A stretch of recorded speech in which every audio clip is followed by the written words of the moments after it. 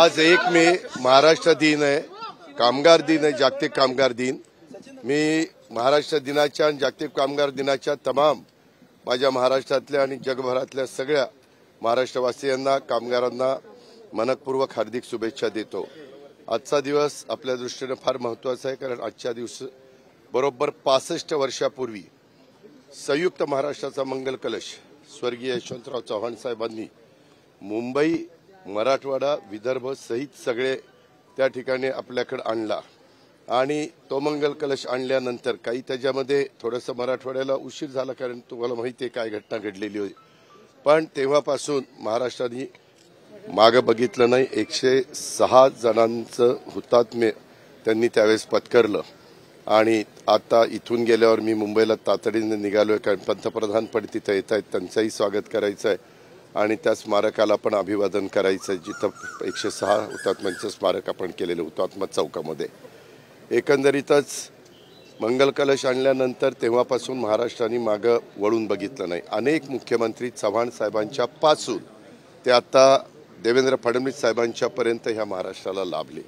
प्रत्येकाने आपापल्या कारकिर्दीमध्ये चांगल्यात चांगलं काम करण्याचा त्या ठिकाणी प्रयत्न केला आणि शिवशाहू फुले आंबेडकरांची जी विचारधारा आहे त्याच विचारधारेने महाराष्ट्र पुढे नेत असतानाचं आपण सगळ्यांनी पाहिलेलं आहे। आता देखील आम्ही त्याच रस्त्याने पुढे चाललेलो आहे। काही घटना घडल्या, त्याचा उल्लेख मी आत्ताच माझ्या भाषणामध्ये केला, परंतु अशा प्रकारच्या घटना घडू नये त्याकरता सातत्याने देश पातळीवर पण प्रयत्न चालू असतात, राज्य पातळीवर पण त्या ठिकाणी प्रयत्न चालू असतात। थोडीशी उन्हाची तीव्रता वाढलेली आहे, आमचा प्रयत्न आहे, त्याला कितपत यश येतं मला माहिती नाही, परंतु मी अनेकदा बघतो आत्ताच फक्त 8:30 वाजलेत किंवा 8:45 वाजलेत, परंतु परेडच्या निमित्तानं काही लोकांना भोवळ देखील येते। आत्ता पण एका आमच्या भगिनीला आली, तर त्याच्याऐवजी 8च्या ऐवजी शेष झेंडावंदन 7ला केलं तर आणखी उपयुक्त ठरेल। मी विनंती करणार आहे राज्याच्या प्रमुखांना काय की असं पुढच्या वेळेसपासून आपण करू, कारण मे महिन्यात तुम्हाला माहिती आहे उकाळा भरपूर असतो। आपल्या पुण्यापेक्षा विदर्भामध्ये तो जास्त असतो, मराठवाड्यात आपल्यापेक्षा टेम्परेचर जास्त असतं, त्याच्यामुळे ह्या सगळ्याचा विचार आपल्याला साकल्याने करावा लागतो। त्याच्यामुळे तोही विचार करायचा आम्ही ठरवलेला आहे। एकंदरीत मध्ये ज्या घटना घडल्या त्याच्यातून ते कुणाच्याच बाबतीमध्ये घडू नये। आपल्यातले 6 जण त्यांना स्वतःचे प्राण गमवावे लागले, त्यांच्याही कुटुंबियांना परवाच्या कॅबिनेटमध्ये आम्हाला याची जाणीव आहे की त्या रकमेतनं काही गेलेली व्यक्ती येणार नाही, परंतु त्या फॅमिलीला त्याच्यातनं एक मदत व्हावी हाच राज्य सरकारचा दृष्टिकोन आणि तो तिथं जाहीर करण्यात आला। त्यांच्या घरातल्या कर्त्या व्यक्तीला नोकरी देण्याच्या बद्दलचा पण निर्णय आम्ही केलेला आहे। आम्हाला सर्वांना दाखवायचं की असा प्रसंग आला तर अख्खा महाराष्ट्र, अख्खं राज्य सरकार त्या कुटुंबियांच्या आणि त्या परिवाराच्या पाठीशी उभं राहतं आणि एकंदरीत आणखीन खबरदारी त्या बाबतीतली घेण्याच्याबद्दल जम्मू काश्मीरनं पण पावलं उचललेली आहेत, देश पातळीवर पण प्रयत्न चालू आहेत।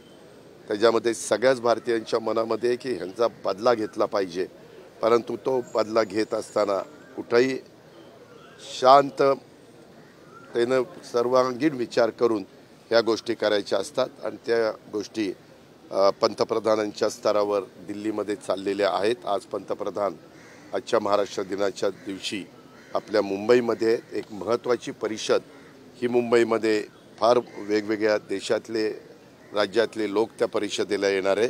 आपल्याला तो मान मिळाला त्याबद्दल पंतप्रधानांचंही मी मनापासून अभिनंदन करतो, त्यांच्या मंत्रिमंडळाचंही करतो।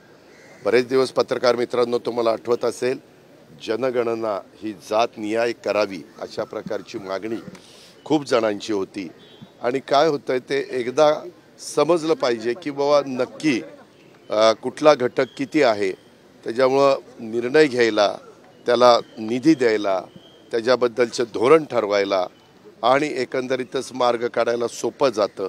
त्याच्यामुळं तोही निर्णय काल मंत्रिमंडळाने घेतला।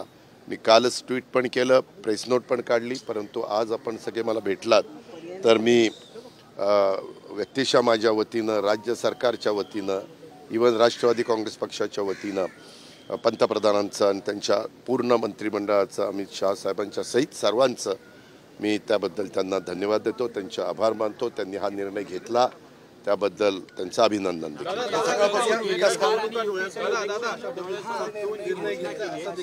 हे का एक मिनिट, ही सातत्याची प्रक्रिया आहे. कुठल्या ना कुठल्या निवडणुका ह्या येतच असतात. कुठलाही चांगला निर्णय घेतला की निवडणुका डोळ्यासमोर ठेवून घेतला, नाही घेतला घेतच नाहीत निर्णय, याला काही अर्थ नाही आहे. यामध्ये लोकसभेच्या निवडणुका आता देशात नाही आहेत, त्या अजून 4.5 वर्षांनी आहेत. आणि विधानसभेच्या निवडणुका म्हणूनच मध्ये वन नेशन वन इलेक्शन, असं जसं वन नेशन वन टॅक्स हे आपण आणलं GSTच्या निमित्तानं, तसं वन नेशन वन इलेक्शन हा प्रस्ताव पंतप्रधानांचा आहेच. मग तो त्या ठिकाणी मान्य करूया सगळे मिळून. त्याच्यामुळे ह्या ज्या काही गोष्टी आहेत, प्रत्येक कुठलंही काम झालं तर विरोधकांचं कामच असतं त्याला चांगलं म्हणायचंच नसतं. पूर्वी विरोधक दिलदार मनाचे होते, जसं त्यावेळेस आज वाजपेयी साहेब असते तर त्यांनी अभिनंदन केलं असतं.